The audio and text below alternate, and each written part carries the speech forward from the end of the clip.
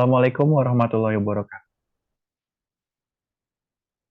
Dalam video kali ini kami akan membuat video pembelajaran mengenai materi manajemen kredit. Sebelum kami memulai video pembelajaran, izinkan kelompok kami untuk memperkenalkan diri terlebih dahulu. Boleh next, Ip. Yang pertama ada saya, Irfan Rabani dengan NIM 17066622101. Lalu perkenalkan saya Muhammad Faiz Nugraha dengan NIM 1706622128. Lalu saya Muhammad Saif Fadil dengan NIM 17066222096. Dan dengan saya terakhir Nabil Muzaffar dengan NIM 17066221113. Oke, next, Ip. Jadi, materi yang akan kita bahas di video ini adalah yang pertama, pengertian manajemen kredit, yang kedua, pengertian kredit dan pembiayaan, yang ketiga, jenis-jenis kredit, yang keempat, unsur-unsur kredit, yang kelima, prinsip pemberian kredit, yang keenam, jaminan kredit, dan yang terakhir, prosedur pemberian kredit. Materi pengertian manajemen kredit dan pembiayaan serta kredit akan dijelaskan oleh rekan saya Nabil Muzaffar. Baik, terima kasih. Untuk materi yang pertama itu adalah manajemen kredit. Manajemen perkreditan adalah pengelolaan kredit yang dilakukan oleh bank dengan melibatkan perencanaan, pengorganisasian, pelaksanaan, dan pengawasan yang ketat untuk memastikan bahwa kredit berjalan sesuai dengan kesepakatan antara bank dan debitur. Manajemen kredit bertujuan untuk menghindari terjadinya penyalahgunaan wewenang oleh berbagai pihak yang bersangkutan dan terhindar dari praktek pemberian kredit yang tidak sehat, sehingga risiko kredit macet dapat diminimalkan. Selanjutnya ada kredit dan pembiayaan. Menurut Undang-Undang Nomor 10 Tahun 1998 Pasal 21 Ayat 11 tentang perbankan menyatakan kredit adalah penyediaan uang atau tagihan yang dipersamakan. Dengan itu, berdasarkan persetujuan atau kesepakatan pinjam-meminjam antara bank dengan pihak lain yang mewajibkan pihak peminjam untuk melunasi utangnya setelah jangka waktu tertentu dengan pemberian bunga.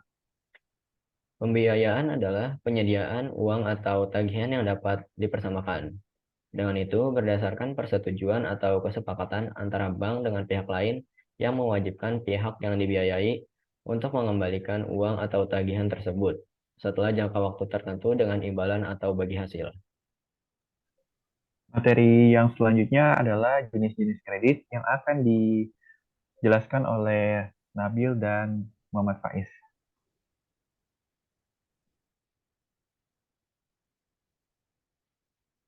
Selanjutnya ada jenis-jenis kredit. Jenis-jenis kredit dibagi menjadi beberapa segi. Di sini kita akan menjelaskan 5. Yang pertama dilihat dari segi kegunaan. Yang kedua dilihat dari segi tujuan kredit. Yang ketiga dilihat dari segi jangka waktu. Yang keempat dilihat dari segi jaminan. Dan yang terakhir dilihat dari segi sektor usaha.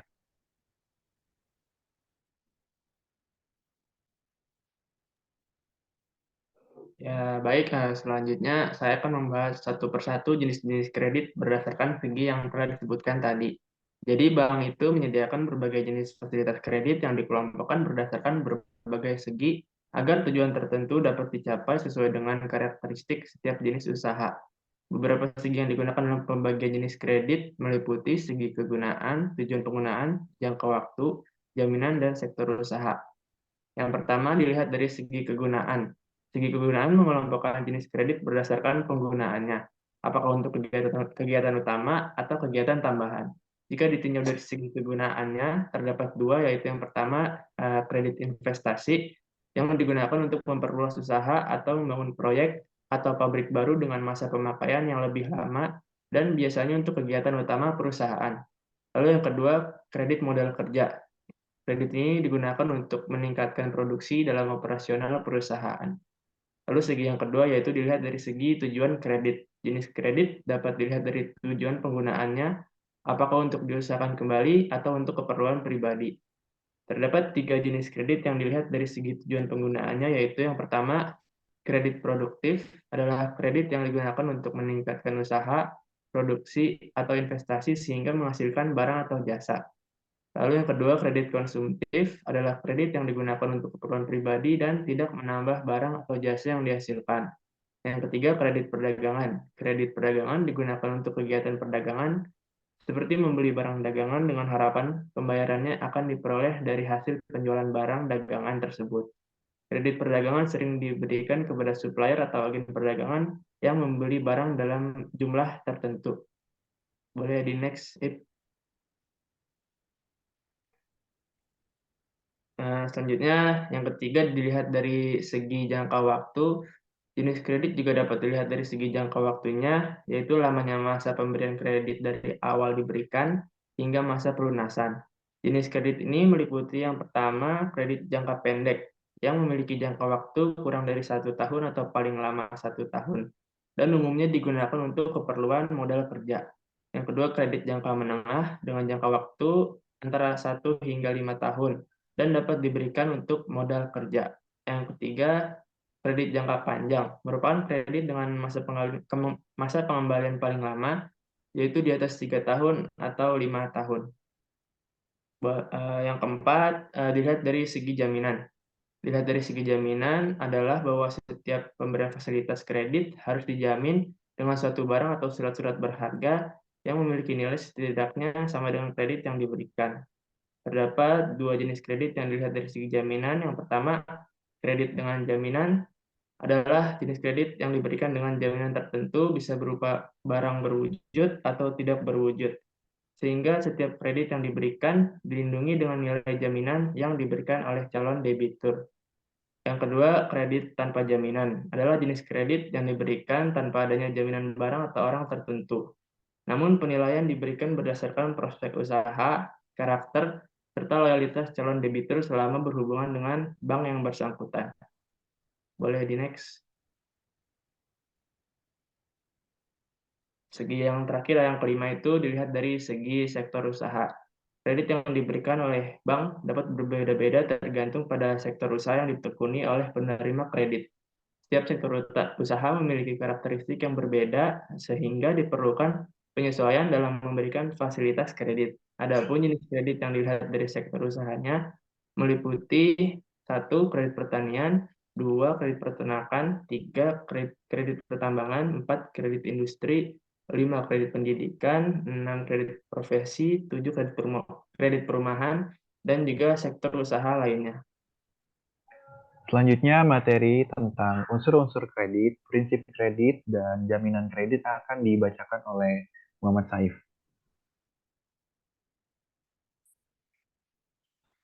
Untuk unsur-unsur kredit ada 1. Kepercayaan. Kepercayaan merupakan suatu keyakinan pemberi kredit bahwa kredit yang diberikan baik berupa uang, barang, atau jasa akan benar-benar diterima kembali di masa tertentu di masa yang akan datang. Ada kedua, kesepakatan. Kesepakatan dituangkan dalam suatu perjanjian di mana masing-masing pihak menandatangani hak dan kewajibannya. Kesepakatan penyaluran kredit dituangkan dalam akad kredit yang ditangani oleh kedua belah pihak bank dan nasabah. Yang ketiga, jangka waktu. Setiap kredit yang diberikan pasti memiliki jangka waktu tertentu. Jangka waktu ini mencakup masa pengembalian kredit yang telah disepakati. Keempat, risiko. Faktor risiko dapat diakibatkan oleh dua hal, yaitu risiko kerugian yang diakibatkan nasabah sengaja tidak membayar kreditnya padahal mampu, dan risiko kerugian yang diakibatkan karena nasabah yang tidak disengaja, yaitu akibat musibah seperti bencana alam.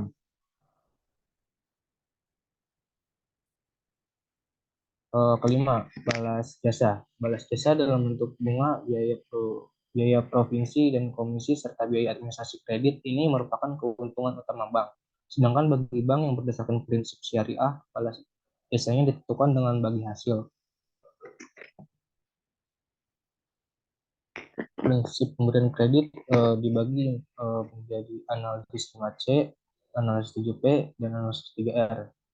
Analisis 5C ada sifat, kemampuan, modal, jaminan, dan kondisi ekonomi. Analisis 7P ada kepribadian, golongan, tujuan, penilaian usaha, pembayaran, kemampuan mencari laba, dan perlindungan. Sedangkan analisis 3R ada penilaian, perhitungan, dan perhitungan besarnya kemampuan. Jaminan. Fungsi jaminan kredit adalah untuk melindungi bank dari kerugian. Kredit bisa diberikan dengan atau tanpa jaminan. Dalam praktiknya, yang dapat dijadikan jaminan kredit oleh calon debitur adalah sebagai berikut. Satu, jaminan benda berwujud, yaitu barang-barang yang dapat dijadikan jaminan seperti tanah, bangunan, kendaraan bermotor, mesin-mesin atau peralatan, barang dagangan, tanaman, kebun, sawah, dan lainnya. Kedua, jaminan benda tidak berwujud, yaitu benda-benda yang merupakan surat-surat yang dijadikan jaminan, seperti sertifikat saham, sertifikat obligasi, sertifikat tanah, sertifikat deposit, rekening tabungan yang dibukukan, rekening giro yang dibukukan, promise sale, dan surat tagihan lainnya. Tiga, jaminan orang. Jaminan orang yaitu jaminan yang diberikan oleh seseorang apabila kredit tersebut macet, maka orang yang memberikan jaminan itulah yang menanggung risikonya. Keempat, jaminan asuransi. Jaminan asuransi di mana bank akan mengamankan kredit dengan mengajukan jaminan ke pihak asuransi. Jaminan ini meliputi aspek fisik dari objek kredit seperti gedung atau kendaraan. Jika terjadi kehilangan atau kerusakan, maka pihak asuransi akan menanggung kerugian yang timbul. Dengan kata lain, jaminan asuransi bertujuan untuk melindungi bank dari resiko kerugian yang mungkin terjadi pada kredit yang disalurkan. Yang kelima, tanpa jaminan. Kredit tanpa jaminan artinya adalah kredit yang diberikan tanpa adanya jaminan berupa barang tertentu. Biasanya jenis kredit ini hanya diberikan kepada perusahaan yang terbukti benar-benar terpercaya dan profesional sehingga risiko kredit macet sangatlah kecil. Kredit tanpa jaminan juga bisa diberikan hanya dengan melakukan penilaian terhadap prospek usaha calon debitur atau dengan pertimbangan khusus untuk pengusaha-pengusaha yang masih lemah dalam bidang ekonomi. Selanjutnya, materi terakhir adalah prosedur pemberian kredit. Tujuan prosedur pemberian kredit adalah untuk memastikan kelayakan suatu kredit diterima atau ditolak. Secara umum, akan dijelaskan prosedur pemberian kredit oleh badan-badan hukum sebagai berikut. Yang pertama, pengajuan proposal. Yang kedua, penyelidikan berkas pinjaman. Yang ketiga, penilaian kelayakan kredit. Yang keempat, wawancara pertama. Yang kelima, peninjauan ke lokasi. Yang keenam, wawancara kedua. Yang ketujuh, keputusan kredit. Yang kedelapan, penandatanganan akad kredit atau perjanjian lainnya. Dan yang terakhir adalah realisasi kredit.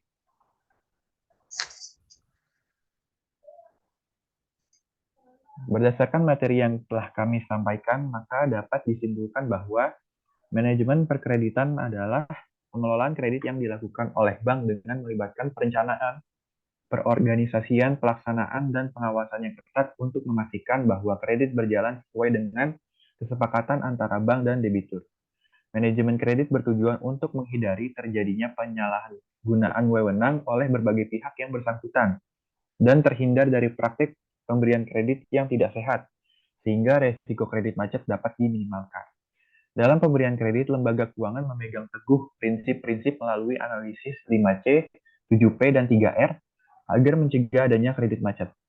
Jenis kredit diklasifikasikan berdasarkan tujuan nasabah dalam menggunakan kredit tersebut.